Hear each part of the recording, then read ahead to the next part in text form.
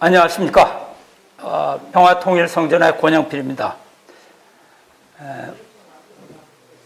오늘은 제가 시민 총기 휴대 합법화라는 제목으로 좀 말씀드리려고 합니다. 총기 휴대에 대한 그 제목으로 제가 준비한 이유는 우선 그 천일국 이대왕 문형진님의 총기 소지 주장과 또 총기 훈련에 대해서 가정연합이나 UCI 또 사회 여러 사람들이 그 비난을 하고 있습니다. 그렇기 때문에 여기에 대해서 좀 말씀을 드려야 될 것 같아서 오늘 이 제목을 정했습니다. 그들이 주장하기를 종교는 평화와 사랑을 지향해야 한다. 근데 신앙인이 총기 훈련을 하는 의도가 도대체 무엇이냐? 이슬람 과격단체와 같이 테러 집단을 모방하는 거냐? 아니면 문 국주님이 카암스 총기 회사를 경영하니까 거기에 대한 홍보 전략이냐? 이렇게 그들은 반발하고 있습니다. 또 뿐만 아니라 일부 성전 식구들조차 총기 훈련에 대해서 이해를 잘 못하고 계십니다. 3대 왕권을 모시는 신앙인으로서 우리가 가정연합 식구들을 전도하고 또 원리를 전파하고 정성을 들여야 하는데 이해가 잘 안 된다. 총기는 상당히 위험한 것인데 우리가 성전 식구들이 할 일이 많은데 왜 총을 들여야 하는지 이해가 안 된다. 이런 얘기를 하는 분이 계십니다. 그래서 오늘 우리가 신앙인으로서 왜 총을 들여야 하는지를 생각해 보려고 합니다. 우선 총기로 인한 테러 사건이 세계적으로 빈번하게 발생하고 있습니다. 몇 가지만 소개해 드리자면 2015년 11월 파리에서 테러 사건이 발생했습니다. IS가 공연장, 축구 경기장, 카페 등 시민이 운집한 장소에서 시민을 대상으로 자살 폭탄과 총기 테러를 가했습니다. 이 사고로 무고한 시민 132명이 사망하고 350명이 부상을 당했습니다. 2016년에도 미국 올랜도 게이 나이트클럽에서 총기 테러가 발생했습니다. 범인이 무차별 총기 난사로 50명이 사망하고 53명이 부상을 당했습니다. 범인은 아프가니스탄계 미국인 2세 무슬림 신자인데요. 이 사람들이 그런 이 총기 테러를 가했습니다. 그 외 세계 각국에서 총기 테러 사고가 계속 발생하고 있습니다. 금년에도 라스베가스 총기 난사 사건이 있었습니다. 범인이 맨달레이 베이 호텔 32층에서 그 아래 그 거리 음악 공연장에 운집한 관중을 향해서 자동 소총으로 무차별 난사를 했습니다. 공모자가 있다는 그러한 의혹도 있습니다. 이 사고로 시민 58명이 사망하고 500명 이상이 부상을 당했습니다. 이런 사고가 있자 FBI에서는 테러 사건의 원인을 시민이 총기를 소유하고 있기 때문이다. 그래서 발생한 사고다. 이렇게 규정하고 이것을 시민의 총기 소지 금지로 몰고 가려고 하고 있습니다. 그 외에도 올 2017년 11월 5일 텍사스 교회 총기 테러 사건이 있었죠. 예배를 보고 있는 그 도중에 무장괴한이 침입해서 무차별 난사를 했습니다. 그래서 26명의 사망자와 20명의 부상자가 생겼습니다. 총기 테러 사건으로 인한 가장 큰 피해는 2001년 9.11 테러 사건이라고 볼 수가 있습니다. 알카에다가 총기로 항공기를 4대를 납치해서 뉴욕 쌍둥이 빌딩 2개동을 충돌해갖고 붕괴를 시켰습니다. 이 사고로 민간인 2,996명이 사망하고 6,000명 이상 부상당하는 참사가 벌어졌습니다. 이렇게 세계 각국에서 총기에 의한 테러 사건이 속출하고 있습니다. 이로 인해서 이 총기 휴대가 과연 그 휴대를 금지해야 되느냐 말아야 되느냐 이런 논쟁이 세계적으로 가열되고 있습니다. 첫 번째로 총기 휴대를 금지해야 된다고 이렇게 주장하는 주로 정부와 중앙 정부와 언론에서 이렇게 주장하고 있습니다. 그들은 빈번한 총기 테러 사건의 발생 방지를 위해서 시민의 총기 휴대를 금지해야 된다. 이렇게 주장하고 있습니다. 그렇게 되면 총기로 인한 사고가 없어질 것이라고 이렇게 얘기를 하고 있습니다. 반면에 총기 휴대를 허용해야 된다는 그러한 입장에서는 시민이 스스로 자기 방어권을 가져야 된다. 이것을 허용해야 된다. 총기 소지는 시민의 정당한 권리이므로 침해해서는 안 된다. 이렇게 주장하고 있습니다. 그런데 이 총기 휴대는 총기 사고를 일으키는 것이 아니라 총기 사고를 예방하는 효과가 있습니다. 즉 총기 휴대는 오히려 총기 사고를 감소시킨다는 그런 얘기입니다. 그건 뭐냐면 불법 무기 소지자들의 공격으로부터 시민이 자신의 생명과 이웃과 재산을 지킬 수가 있다. 이렇게 주장하고 있습니다. 그래서 세계적으로 총기 테러 사고가 빈번하게 발생하면서 시민의 총기 소유에 대한 문제가 사회적 중요 쟁점으로 부각되고 있습니다. 그런데 우리가 여기서 좀 알아야 될 것은 총기 소지와 범죄 간의 관계를 보게 되면 총기 소지를 하고 있다고 해서 범죄율이 높아지는 것은 절대 아니라는 사실입니다. 왜냐하면 범죄는 총기에 의해서 발생하는 것이 아닙니다. 정확하게 얘기하면 그건 뭐냐면 범죄는 인간의 공격성에서 발생하는 거죠. 범죄성에서 발생하는 거죠. 다만 총기는 뭐냐면 그 공격성을 나타내는 수단에 불과한 것이죠. 총기 범죄는 시민의 총기를 규제하는 주에서 빈번하게 대형적으로 발생합니다. 왜 그러냐 하면 사람이 여럿이 있는데 한 사람만이 총을 가지고 있으면 이 사람이 그 여러 사람을 마음대로 할 수 있습니다. 그래서 이번에 텍사스 그 교회에서 예배 볼 때 그 범인이 예배 도중에 들어와서 총기를 난사해서 예배를 보고 있는 사람 기독교인들을 많이 죽였습니다. 그런데 그때 예배 보는 사람들은 다 총이 아무도 가지고 있지 않았어요. 원래 텍사스주는 총기 소지를 하고 있는 주인데 교회에서는 예배 볼 때는 총을 가지고 오지 못하게 했습니다. 그렇기 때문에 거기 있는 사람들은 총기가 다 없어요. 그때 범인이 총을 가지고 들어오면 예배 보는 사람 전체를 자기가 사살할 수가 있습니다. 그렇지만 예배 보는 사람들이 총이 있다 그러면 범인은 그 총을 가지고 몇 발 쏘기도 전에 자기가 당할 수밖에 없어요. 그러니까 사람이 총을 가지고 있는 장소에서 총기를 든 범행이 일어나지 않는다는 얘기입니다. 그래서 총기 범죄는 시민의 총기를 규제하는 주에서 더 많이 일어나지 총기 소지를 허가하는 주에서 많이 일어나는 것은 아니라는 것입니다. 그러면 정부나 언론에서 시민 총기를 금지해야 된다, 총기 소지를 금지해야 된다는 그런 실제 이유는 무엇이냐면 중앙정부를 지배하고 있는 소수의 엘리트 지배자들이 시민이 총기를 소유해서 스스로 자기 방어권, 즉 무장력을 갖는 것을 그들이 달가워하지 않기 때문입니다. 시민의 총기 소주 합법화에 대해서 좀 알아보겠습니다. 시민의 총기 소지는 호신용, 방어용으로 총기를 휴대해야 된다.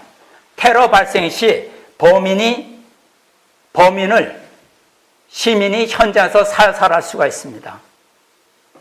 많은 사람이 그 운집에 있는데 범인이 총을 가지고 있고 시민은 총을 가지고 있지 않으면 범인은 마음 놓고 마음대로 쏠 수가 있어요. 그렇지만 시민들이 총을 가지고 있을 때 그 사람이 총을 가지고 선량한 시민한테 총을 겨누어서 발사한다고 하면 그는 2발 내지 3발을 발사하기 전에 시민들이 총을 꺼내서 그 사람한테 집중 사격을 할 수가 있습니다. 그는 벌집이 돼서 죽어버릴 거예요.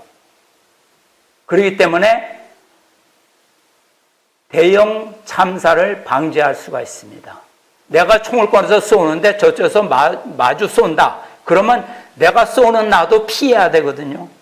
그러면 많은 사고가 일어나지 않아요. 그 사이에 사람들은 다 피신할 수가 있습니다. 그렇지만 내가 총을 가지고 쏘는데 사람들이 비명을 지르면서 그대로 가만히 도망만 간다 그러면 따라가면서 얼마든지 쏠 수가 있는 거죠. 그래서 시민 총기 소지는 대형 참사를 방지할 수 있는 것입니다. 총기는 위험하다고 얘기합니다. 물론 위험한 것이죠. 그렇지만 총기 관리 교육을 강화한다 그러면 총기라는 사고를 예방할 수가 있습니다. 그래서 시민은 강력 범죄 발생 시 스스로 자신을 보호할 수 있어야 한다. 자기 방어권이 있어야 된다. 정당 방위를 할 수 있어야 한다. 이런 말씀입니다. 시민이 총기를 갖는 것을 금지해야 된다. 이런 여론을 확산하고 있는 것은 중앙정부나 언론입니다. 총기 소지는 위험하고 불법적인 것으로 여론을 조장해서 시민이 총기를 갖지 못하도록 선동하고 있습니다. 정부 교육기관을 통해서 어려서부터 그 시민의 총기 소지에 대해서 거부감을 유포하고 있습니다. 총은 위험한 것이다. 총은 사람을 죽일 수 있는 것이니까 갖고 있으면 안 돼. 이렇게 가르칩니다. 그래서 이런 상태에서는 총기 소지로 인한 강력 사고가 발생할 가능성이 오히려 더 커진다는 그런 얘기입니다. 우리가 교육을 잘못 받고 있는 거죠. 사실 교육을 받고 있는 것이 아니라 잘못된 교육을 받고 있는 것입니다. 미국에는 시민이 총기 소지를 할 수 있는 법이 있습니다. 그것은 뭐냐면 스스로 자신의 생명과 재산을 보호한다. 이것은 정당한 시민의 권리입니다. 그러니까 약자라도 합법적으로 강력한 무기를 소지한다. 총을 가지고 있으면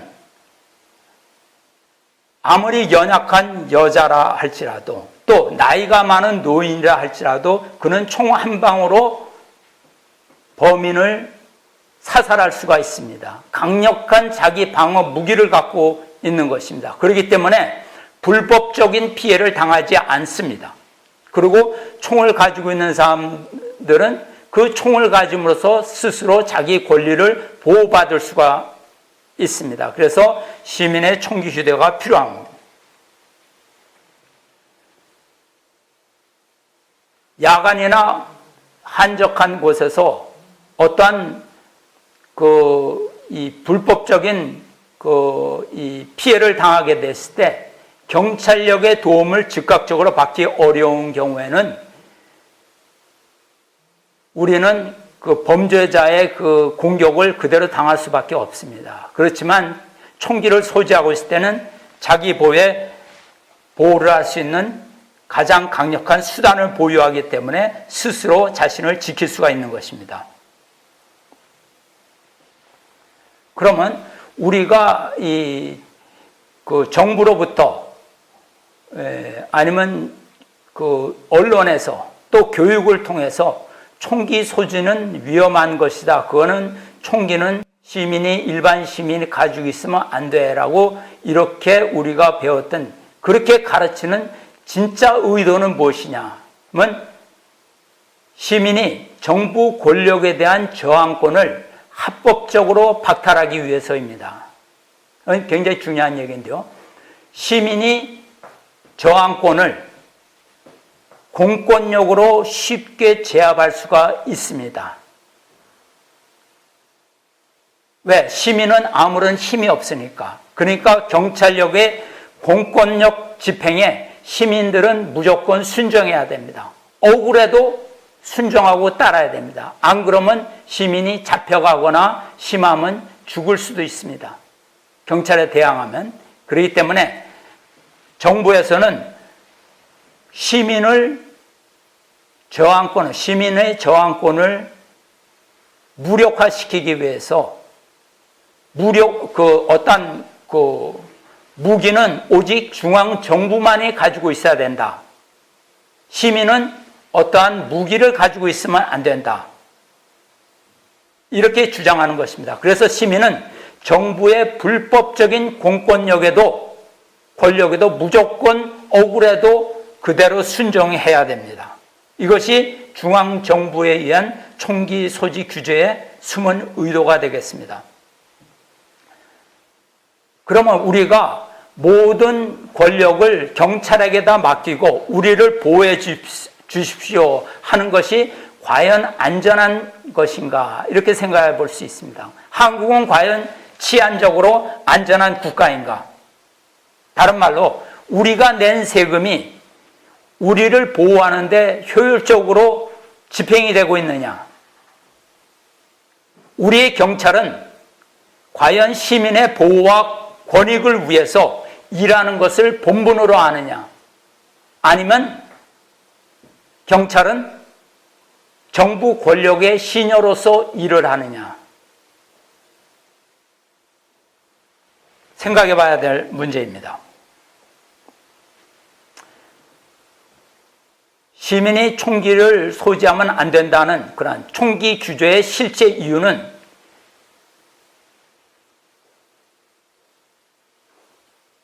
이 정부 지배 권력의 무력 독점 및 시민의 무장 불가는 진정 시민을 위한 것이냐, 아니면 기득권 세력이, 공권력을 쥐고 있는 세력이 이기적인 공권력 행사를 효율적으로 집행하기 위한 것이냐.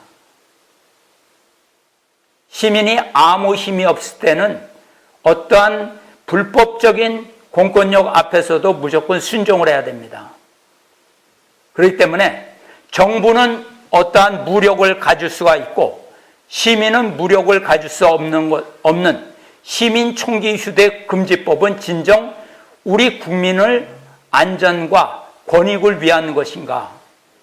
우리가 심각하게 한번 짚어봐야 될 문제라고 생각합니다.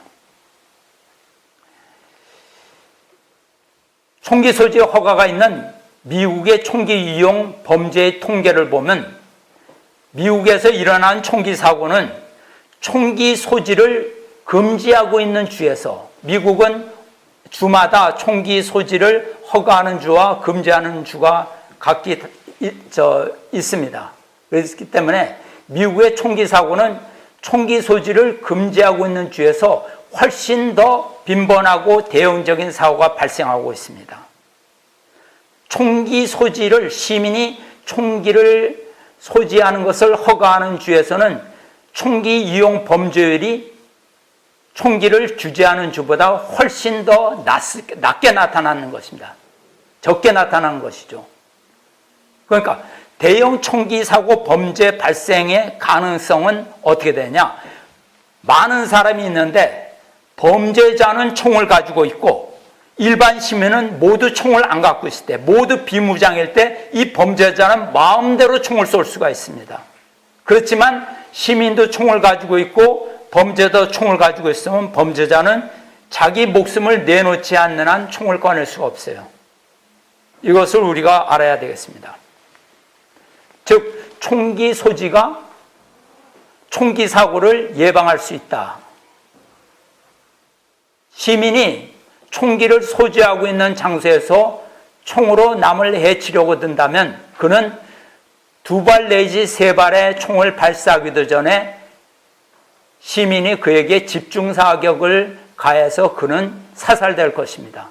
그렇기 때문에 아무리 강력한 범죄자라 할지라도 총을 소지한 사람을 함부로 건들지 못합니다.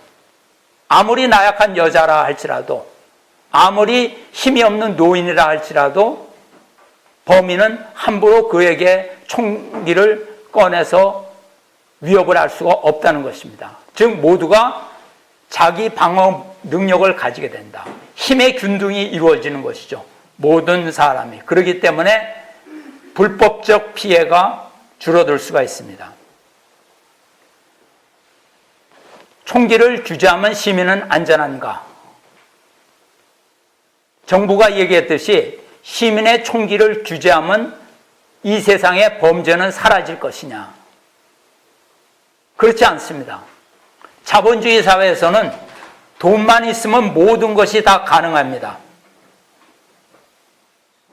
권력 있는 자, 돈 있는 자, 범죄단체, 이런 사람들은 마음만 먹으면 돈으로 총은 쉽게 구입이 가능합니다. 우리나라도 총이 밀수돼서 들어오는 것으로 알고 있습니다. 그러면 그 사람들은 돈만 가지고 있어. 야, 총 하나 좀 구해줘. 나 이거 나쁜 짓 안 해. 나 이거 총을 집에 장식용으로 하나 좀 가지고 있으려고 그래. 그러니까 내가 돈은 얼마든지 줄 테니까 총 좀 구해줘. 얼마든지 총을 구할 수 있습니다. 그렇지만 일반 시민들은 법에 의해서 총기를 가질 수 없습니다. 권력자, 돈 있는 자, 범죄단체는 총을 쉽게 구할 수가 있습니다. 그러면 불법적으로 총기가 거래되면 선량한 시민은 총기를 가질 수가 없고 권력자, 부자, 범죄단체 이런 총을 가질 수가 있습니다. 이러면 범죄의 악용이 될 수 있는 것이죠. 그러니까 범죄의 예방은, 범죄는 경찰력에 의해서 범죄가 예방되는 것은 아닙니다. 한국의 경찰을 예를 들어보면 한국 경찰은 실탄을 가지고 있지 않습니다. 총을 쐈다가는 그는 그래서 사람이 도둑놈이나 강도에게 경찰이 총을 쏴가지고 그가 부상을 입거나 죽었다 그러면 그는 경찰복을 벗어야 돼요. 재판을 받고 감옥소에 들어가야 됩니다. 총만 가지고 있지 그 안에 실탄이 없습니다. 공포탄이죠. 그렇기 때문에 범죄자는 경찰을 우습게 알고 있습니다.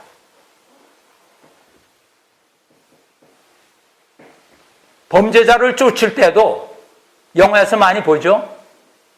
범죄자는 칼을 갖고 있습니다. 그런데 경찰은 맨손이에요. 총을 못 쏴요.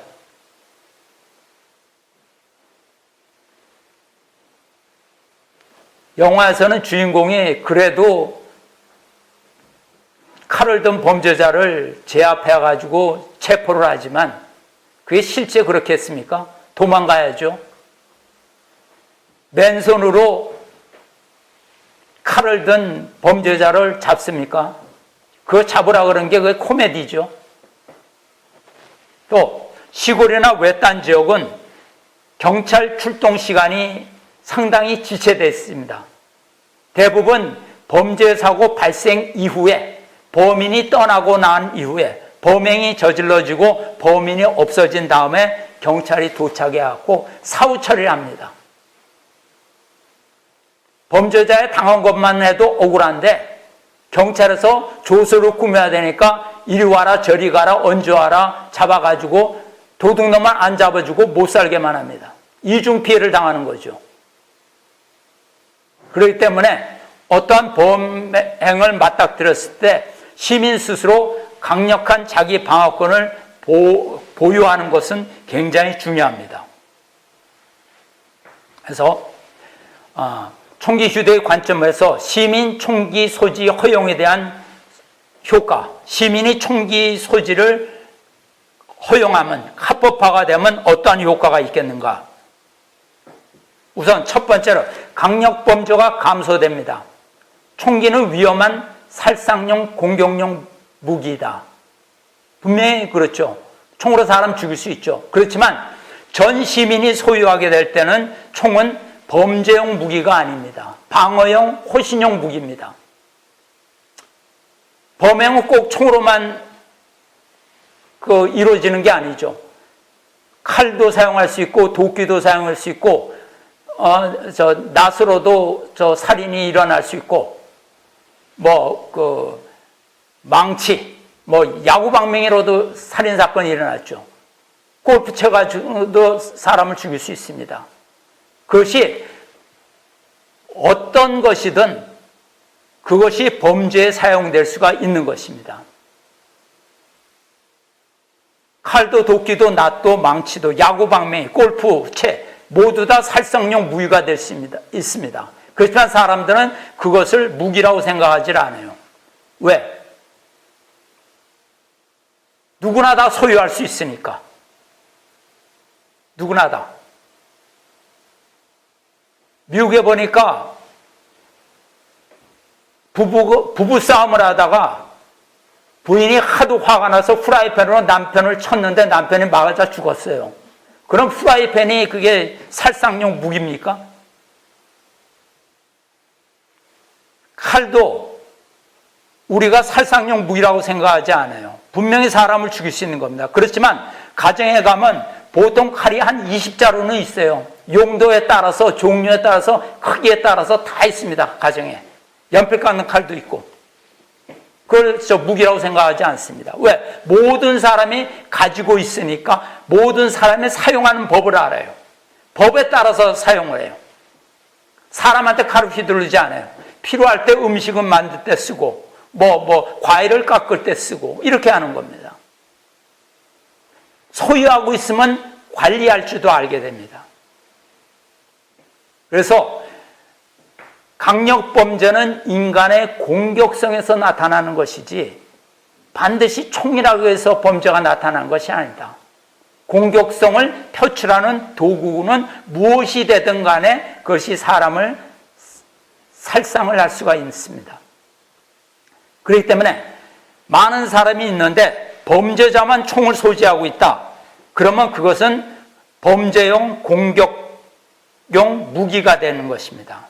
그러나 시민 전체가 총을 소지하고 있다. 그러면 그것은 방어용 생필품이 될 수 있는 것이죠. 그 다음에 두 번째로 폭력사고가 감소될 수 있습니다. 이것은 뭐냐면 총을 소지한 사람을 공격할 수가 없어요. 아무리 약한 사람이라도 UFC 세계 챔피언이라 할지라도 연약한 여인이 총을 가지고 있으면 방어쇠만 당기면 그를 죽여버릴 수가 있습니다. 그렇기 때문에 사람의 힘의 균형이 평등해져요. 그래서 폭력사고가 없어집니다. 미국에 보니까 할머니가 이렇게 돌아다니는데 총을 여기다 차고 다녀요. 그럼 총 뺄 필요도 없어요. 총을 차고 다니는 것 하나만으로도 모든 것이 해결됩니다. 네? 식당에서도 차고 있고, 총을 가방 속에 넣지 않아요. 왜? 내가 총을 가지고 있다는 걸 보여주는 거예요. 갖고만 있어도 돼요. 그러면 그는 보호를 받을 수 있는 거예요. 누구도 노약자건 여인이건 함부로 공격을 할 수 없습니다. 왜? 강력한 자기 방어 능력을 보유하고 있기 때문에. 그 다음에 세 번째로 도덕성이 향상됩니다. 중앙정부에서는 얘기하기를 개인이 무기를 휴대하면 서로 경계하고 의심하고 사회적으로 단합이 안 되고 사회 분열이 발생하여 위험하다. 이렇게 얘기합니다. 이건 거짓말이에요. 왜냐하면 스위스를 예를 들어 한번 보면 스위스는 모든 시민이 총기를 소유한 그런 국가입니다. 그런데 우리들은 스위스를 뭐라 그러냐? 지상의 낙원이라고 얘기해요. 왜? 지상의 낙원이라는 것이 뭐예요? 범죄가 없고 인권이 존중되고 도덕적 사회이고 치안이 안정된 사회이고 풍요로운 사회. 이것이 지상 낙원 아닙니까? 모든 국민이 총기를 소유하고 있을 때 그것은 단합이 안 되고 사회 분열이 발생해서 위험한 국가가 아니라 지상의 낙원이 되는 것입니다. 네 번째, 총기 규제와 테러 예방. 시민 총기를 금지하면 테러를 예방할 수 있나? 말도 안 되는 거죠. 테러범이 총기를 금지한다고 해서 총을 안 갖고 다니고 맨손이나 돌로 테러 범행을 저지릅니까? 총기 규제는 테러를 오히려 도와주게 되는 겁니다. 시민이 총기를 못 갖게 하면 테러범은 얼마든지 안심하고 테러를 저지를 수가 있어요. 총기 소지 금지는 테러의 온상이 되는 것입니다. 이슬람 테러, 지하철 방화 테러, 대구에서 일어났었죠? 얼마 전에? 몇 년 전에? 그 다음에 가스 살포범, 이런 시민을 대상으로 한 이러한 테러, 혹은 조직폭력, 이런 것은 시민의 힘으로 그 장소에서 즉각적으로 제압할 수가 있게 됩니다. 대형 참사를 예방할 수 있는 것이죠. 그 다음에 시민의 총기를 소지하면 공권력이 약화된다. 이 말은 맞습니다. 시민이 무기를 휴대하면 불법적인 공권력에 대항할 수가 있습니다. 그래서 불법적 공권력이 약화되는 것이죠. 그러나 시민은 정당한 합법적 공권력에 대항하여 사회를 혼란에 빠뜨리지는 않습니다. 왜냐하면 합법적 공권력에 대항하면 범죄자가 되기 때문에 옆에 있던 시민이 공권력에 협조해서 범죄자를 즉시 제압할 수가 있습니다. 서로 경찰이 되는 거죠. 시민 경찰이 되는 것입니다. 총을 가지고 있는 시민은 시민 경찰의 역할을 할 수 있는 거예요. 그렇기 때문에 오히려 더 안전한 사회가 되는 것입니다. 그 다음에 평화 세계의 도래, 이것은 굉장히 중요한 얘기입니다. 시민의 총기 소지가 실현이 되면 시민의 힘이 강화됩니다.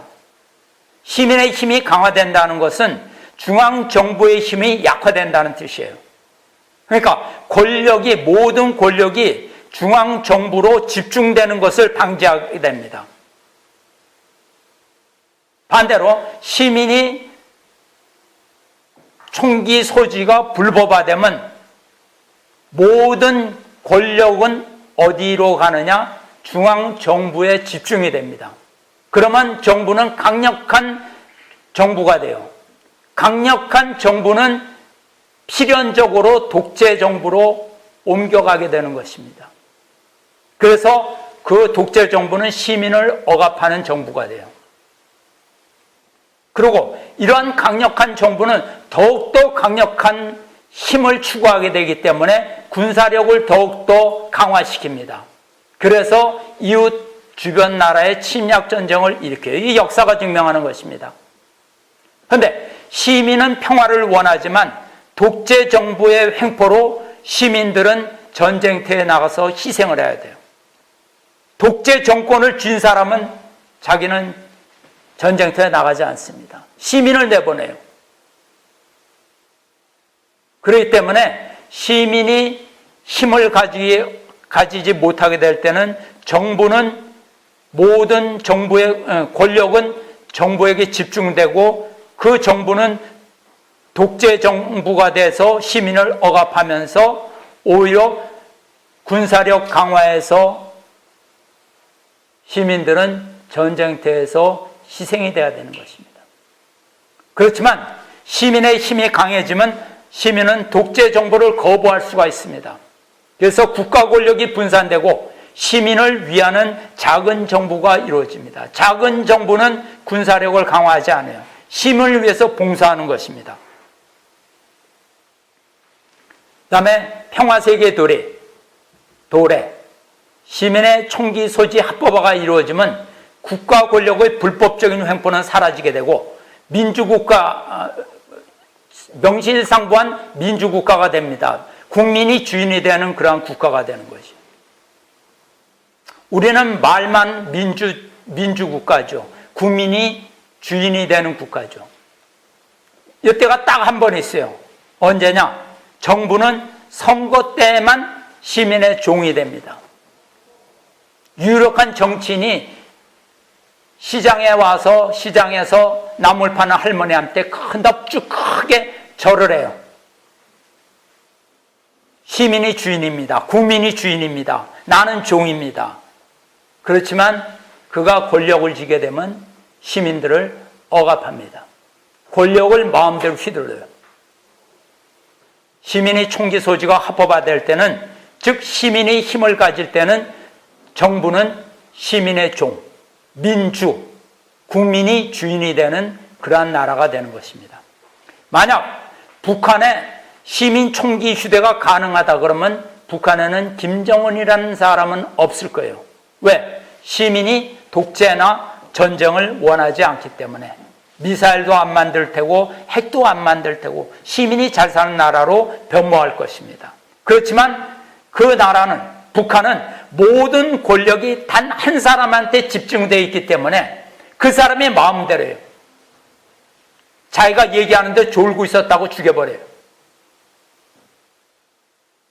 자기가 얘기하는데 안경 닦았다고 죽여버려요. 또 자기가 얘기하는데 건든건든하고 좀 받아쓰기 안 했다고 죽여버려요. 왜? 권력이 한 사람에게 집중되어 있으니까.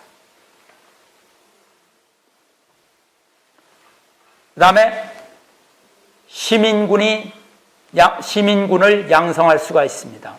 한국과 같이 호전적인 북한과 대치한 국가는 시민 예비군 양성으로 간첩에 의한 테러와 사회 혼란을 시민 스스로 해결할 수가 있습니다. 앞으로도 이런 때가 생길 거라고 보는데요.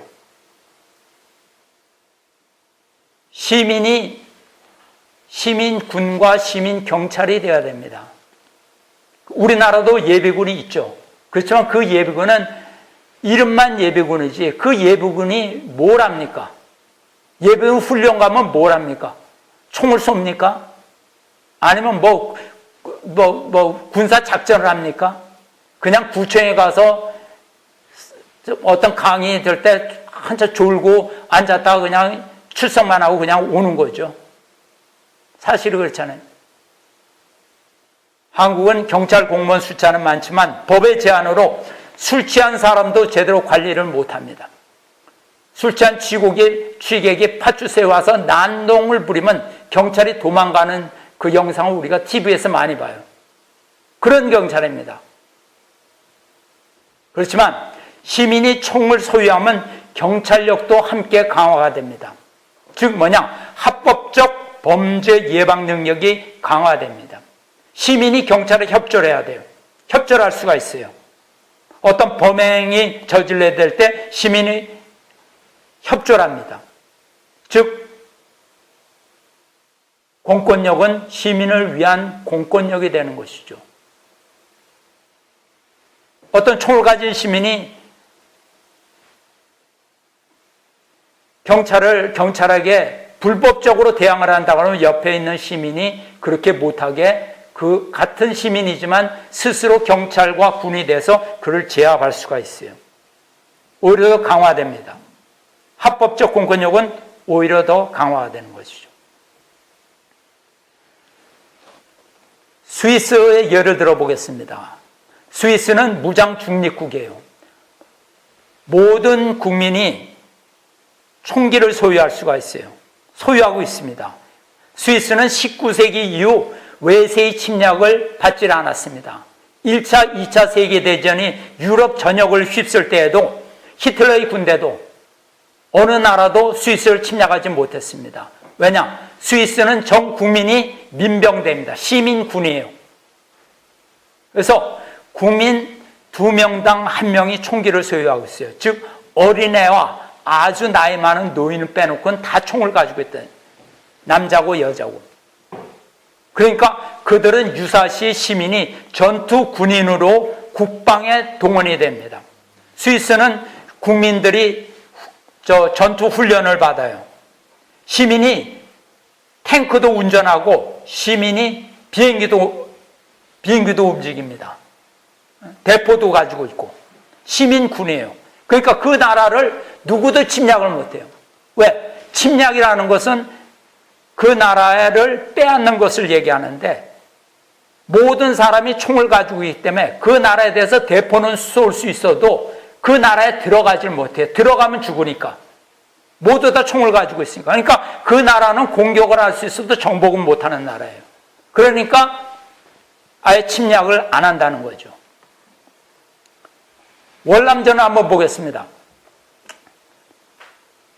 월남전이 발발했을 때 미군은 남부 월남을 도와줬어요. 월등한 남부 월남은 이 북부 월맹에 비해서 월등한 군사력을 보유하고 있었습니다. 10년이 넘는 그러한 전쟁에서 결국 미국이 패전하고 미국은 철수하게 됩니다.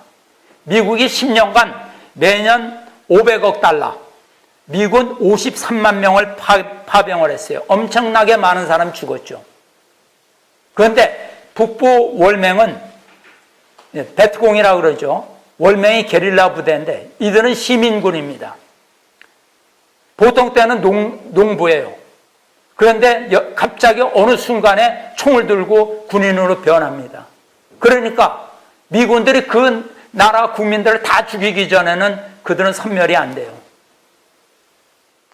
그들은 재래식 소총을 가지고 있고 미군은 미사일을 가지고 있지만 현대화된 미군의 무력도 그들이 총이 격퇴했어요. 우리가 생각할 때는 총이 총 하나 재래식 총이 무슨 힘이 있겠느냐 하지만 실제로 그 총을 가지고 있는 것은 엄청난 효과가 있는 것입니다. 결국 가서 미국이 패퇴하고 철수하게 됩니다. 월맹군은 무기도 없고 맨발에 그 철모도 없고 그렇게 있었지만 이기질 못해요. 핵폭탄도 살상무기지만 권총도 살상무기입니다. 그러니까 그래서 이러한 총기 소유는 이러한 의미가 있는 것입니다. 그렇지만 총기 소유자에 대한 안전교육은 필요하겠죠. 뭐 미성년자라든가 정신질환자, 범죄자 이런 사람에서는 총기 규제를 해야 되고 또 총기 소유자에 대한 안전교육, 뭐 총기 사용 및 보관교육 이런 것은 필요하다고 보겠습니다. 그런데 왜 종교인이 더 얘기하면 우리 생츄어리 교회가 총기 소지를 주장하는 그러한 이유가 무엇이냐?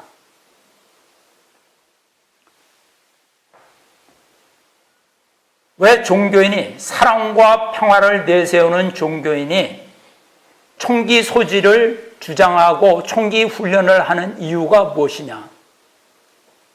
성경 말씀으로 본 총기 소지를 한번 생각해 보도록 하겠습니다.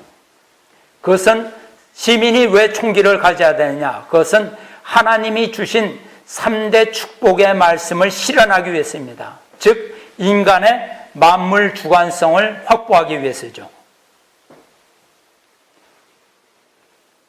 성경에 보면 창세기에 하나님이 인간 창조 후에 3대 축복 말씀을 주셨습니다. 다 알고 계시죠? 생육하고 번성하고 만물을 다스리라. 하나님은 인간에게 만물에 대한 주관권을 주셨어요. 그래서 창조 이상 세계에서 인간은 하나님의 아들입니다. 하나님의 실체예요. 그 인간이. 그리고 인간 창조로 왔던 천사장은 하나님이 부리는 종이었습니다. 그러니까 인간이 성장해서 완성하면 천사장은 인간의 종이 되는 것이죠. 이것이 현실 세계에 어떻게 적용이 되느냐 하면 시민은 주인이 되는 것입니다. 그래서 중앙정부는 시민의 종이 되는 거예요. 시민이 부리는 종입니다. 이것이 하나님의 창조가 그래요. 그런데 인간의 타락으로 인해서 인간은 주관성을 상실하게 되었습니다.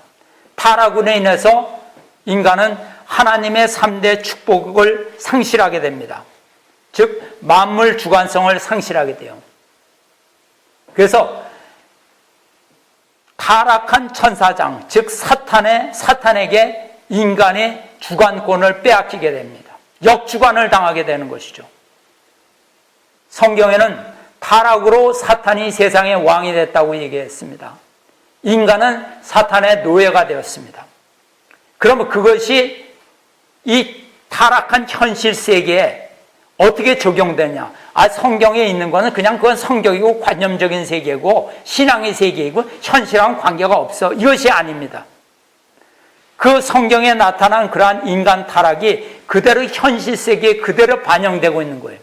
타락한 현실 세계는 인간의 종이 되어야 될 정부가 중앙 독재 정부가 돼서 모든 권력을 독점하고 시민을 노예화하였습니다. 노예화했습니다. 이것이 우리 인류 역사입니다. 우리가 지금 살 때 우리는 민주주의 세계에서 살았어요. 그렇기 때문에 완전한 민주주의는 아니지만 우리는 억압받고 산다는 그러한 저거는 생각은 갖지 않았습니다. 그렇지만 38선 너머, 휴전선 너머로 북한을 보게 되면 강력한 중앙 독재 정부가 시민을 노예화하고 있는 거죠. 인류 역사도 그랬죠. 대부분의 역사가, 근대 오기 전에 대부분의 역사는 힘 있는 자가 힘 없는 자를 억압하고 유린하고 노예화시켰죠. 그것이 그대로 인간의 타락으로 현실 세계에 그대로 나타나는 것입니다. 천부 인권설, 즉 하늘이 인간에게 권리를 부여하셨다. 인간은 태어나면서 양도하거나 빼앗길 수 없는 고유의 권리를 갖고 있는, 그것을 인권이라고 하는 거죠. 인권. 자연권이라는 것은 인간의 자유와 권리는 국가 성립 이전에 이미 존재하는 것이다. 국가보다 더 위다.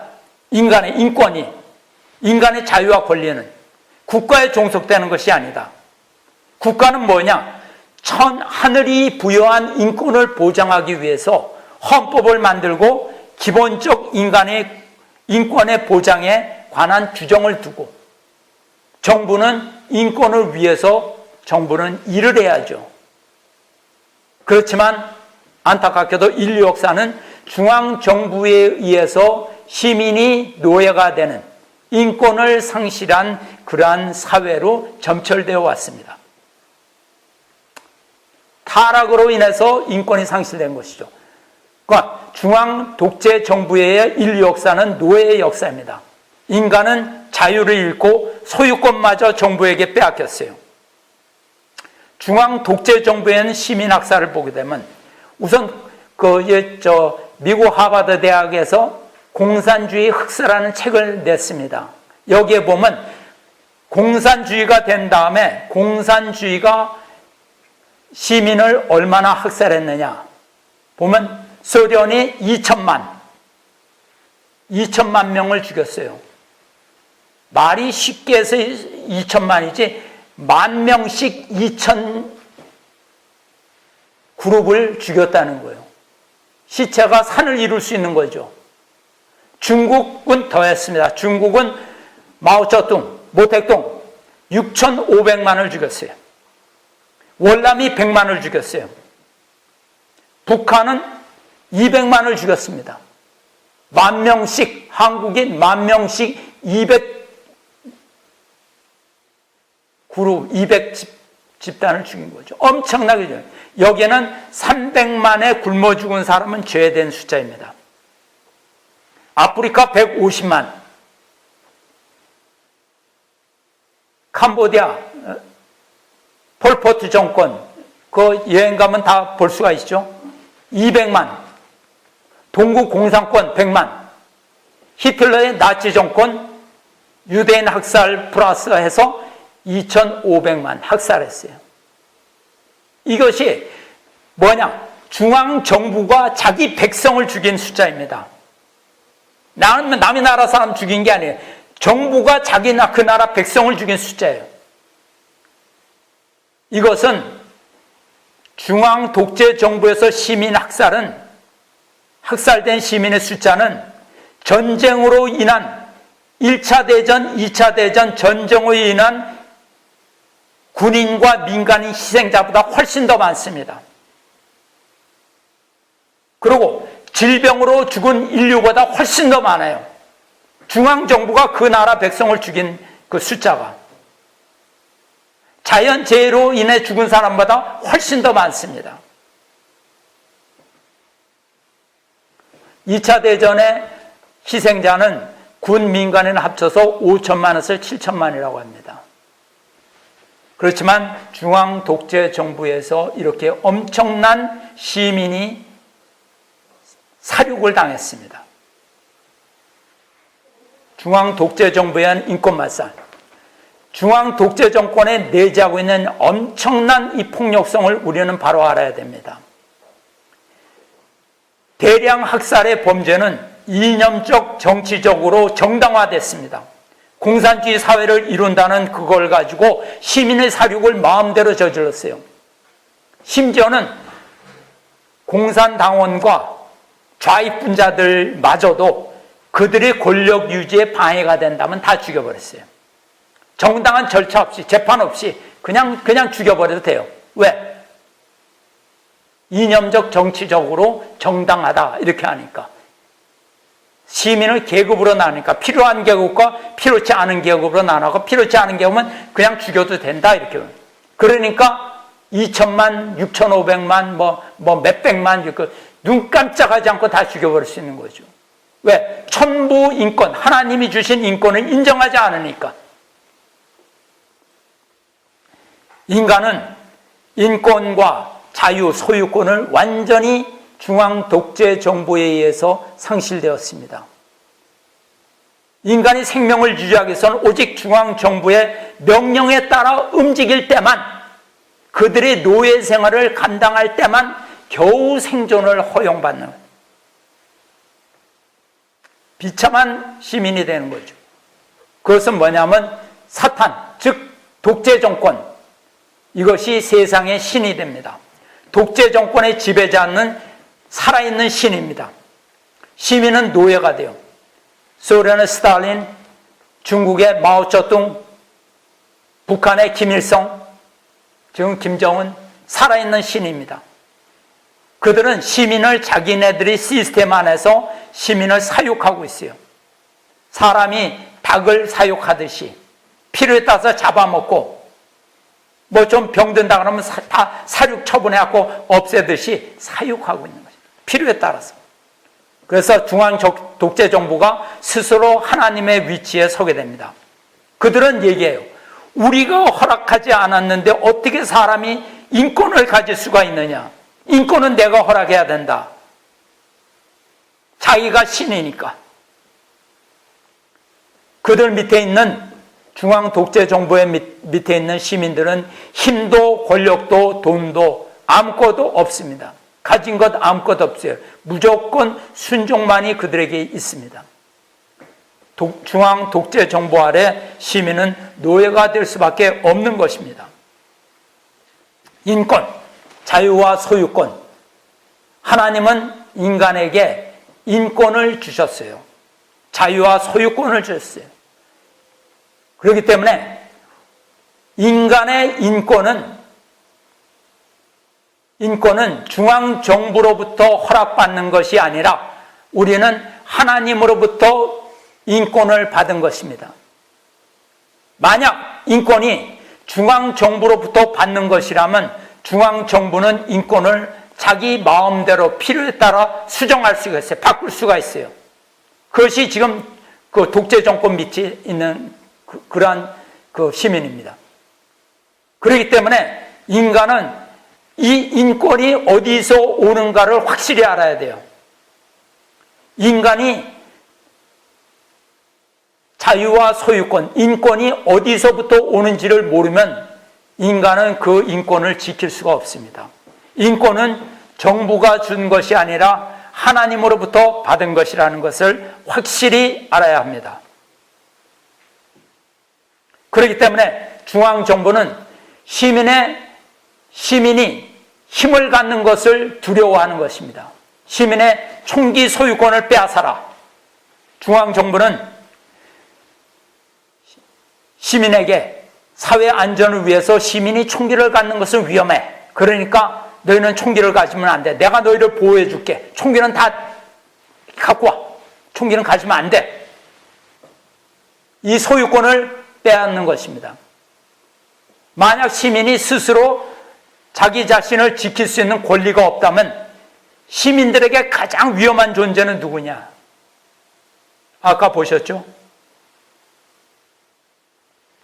그것은 범죄자도 아니고 테러범도 아니고 조직폭력배도 아니고 그것은 중앙 독재 정부 조직입니다.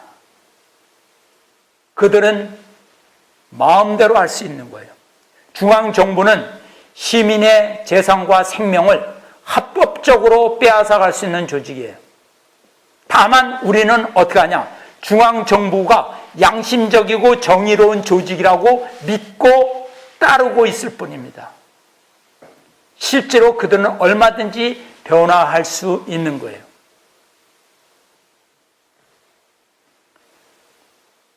정부가 하면 합법이고 시민이 하면 불법이 됩니다. 중앙정부가 공권력을 행사해서 시민을 억압해도 그것은 질서를 위한 것이다. 이렇게 해서 합법이 됩니다. 그렇지만 시민이 하면 질서를 어지럽힘으로 불법이 되는 것이죠. 정부 조직을 통해서 세금을 원천 징수하면 합법이에요. 저는 공무원이었는데 제가 월급을 받기 전에 세금부터 띄고선 받아요. 중앙정부가 그렇게 하면 합법이고 내가 거기에 저항하면 불법이에요. 내 돈을 내가 지키겠다면 그건 불법이에요. 개인이 국가의 돈을 가져가면 불법이에요. 내가 일을 해서 돈을 벌었는데 내가 내 손으로 들어오기 전에 먼저 뛰어가요. 그건 합법이에요. 그런데 내가 내 거니까 나는 못 주겠다면 그건 불법입니다. 거짓된 중앙정부는 조직을 통해서 엄청난 수익을 얻고 있습니다. 합법을 가장해서 최소의 노력으로 시민의 재산을 합법적으로 최대로 많이 갈취해갈 수 있는 조직. 내가 세금을 10% 매기면 10%를 가져갈 수 있고 20%를 매기면 20%를 가져갈 수 있고 50%, 70% 매기면 70%를 가져갈 수 있는 조직이 바로 중앙 독재정부입니다. 중앙정부 조직이. 이런 조직은 마피아가 범죄단체가 정말로 꿈꾸는 그러한 조직이죠. 합법적으로 저항할 수 없고 내가 가져가고 싶은 만큼 마음껏 가져갈 수 있다. 얼마나 좋아요. 중앙정부에 의한 계획적 사기. 대표적인 것 하나 되면 엘 고어는 클린턴 정부의 부통령이었습니다. 이 사람은 책과 영화를 만들었어요. 그 제목이 불편한 진실입니다. 지구 온난화에 대한 그러한 그 내용을 가지고 이 사람은 만들었어요. 그래서 이 사람은 앞으로 지구가 이 환경 위기가 닥칠 것이다. 2012년 되면 이 남극의 이 얼음이 모두 다 녹아내려서 이 해수면이 6m 이상 상승될 것이다. 그래서 지구가 3분의 1 이상이 바다에 잠길 것이다. 미국의 맨하탄도 물에 잠길 것이다. 이렇게 거짓말을 했어요. 그래갖고 컨설팅 회사를 세워가지고 그는 수백조의 수익을 올렸습니다. 그런데 지금 2017년인데 남극이 다 녹아내렸습니까? 북극의 백곰들이 다 없어졌어요? 다 죽었어요? 그렇게 거짓말을 했어요. 거짓이 밝혀졌음에도 불구하고 그는 2007년에 노벨 평화상을 수상했습니다. 정부 권력을 통해서 언론, 학계와 협조해서 그는 사기를 쳤어요. 그러고서도 지금 건재해요. 아직도 지구 온난화를 믿는 바보들이 우리 주변에 많이 있습니다.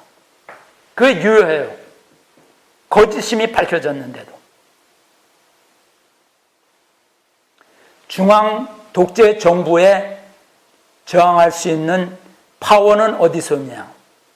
어떻게 하면 중앙 독재 정부가 바로 설 수 있도록 할 수 있느냐? 합리적으로? 선거로? 선거 때 잠깐 반짝하죠. 하는 척하죠. 법으로? 아니면 그들의 양심에 호소해서? 아니죠.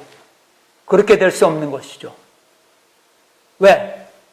그들은 타락한 천사의 입장에 있는 조직이기 때문입니다. 인류 역사는 중앙정부의 독재에 의해서 인권이 유린된 역사가 온 인류 역사예요. 그렇지 않은 역사는 5%도 안 될 거예요. 자유민주주의가 실현된 그 시대는 인류 역사 수천 년, 성경 역사로 6,000년 동안에 그 이상이겠죠. 그럴 때 정말 인권이 제대로 선 기간은 극히 적었습니다.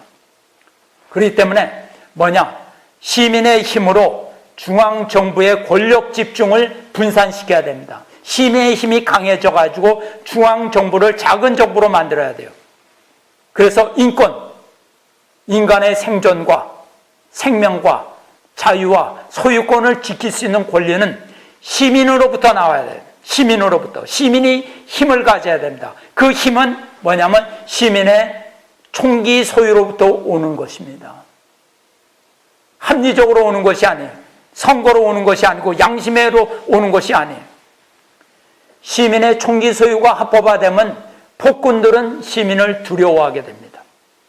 그리고 시민을 위하는 정부로 바뀌게 되는 것이죠. 시민의 총기 소유의 의미는 즉 잃어버린 만물 주관권을 회복하는 거예요.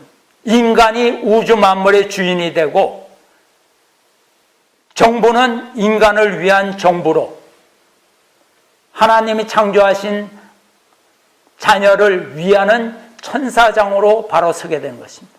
중앙정부가 시민의 종으로 바로 서게 되는 것입니다. 그것은 시민의 총기 소유로부터 나타나는 것입니다.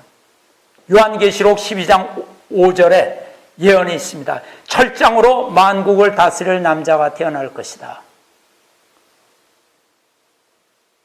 철장, 성경에 나온 2000년 전 사도 요한이 밤모섬에서 환상으로 봤던 그 남자, 철장을 든 남자. 철장이라고 하면 철로 된 지팡이, 즉 현대의 총기를 얘기합니다. 장총을 얘기하는 것이죠. 그것으로 철장으로 세상을 다스릴 남자가 태어날 것이다. 즉 헌법으로서 시민의 총기 휴대의 합법화 운동을 전개해야 되는 것이죠.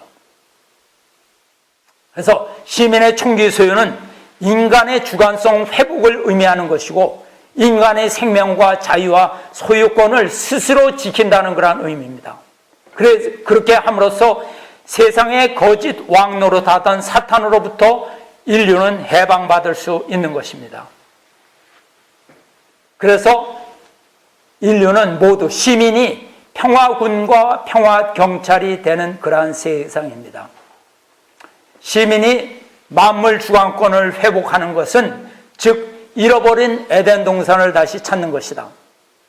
중앙정부의 독재가 완전히 소멸되고 중앙정부는 시민을 위한 작은 정부가 돼서 시민의 종된 그러한 사회, 시민 스스로 생명과 자유와 소유권을 실현하는, 정부에 의존하는 것이 아니라 정부가 나의 생명과 나의 자유와 나의 소유권을 지켜주길 바라는 것이 아니라 시민 스스로 생명과 자유와 소유권을 실현하는 그 세계, 그것을 실현하기 위해서는 천일국 이대왕께서 주장하시는 천일국 헌법에 의해서 시민의 총기 휴대의 이 권리가 전 세계적으로 확대가 될 때 온전히 시민이 주인된 그러한 이상세계가 나타나게 되는 것입니다. 그래서 그 천일국, 지상천국, 천일국, 하늘, 천, 단 하나의 나라, 즉 뭐냐, 하나님 아래 하나의 나라, 지상천국을 얘기하는 거죠. 그래서 지상천국에 사는 그러한 천일국의 시민은 모두 평화군과 평화경찰이 되는 것입니다.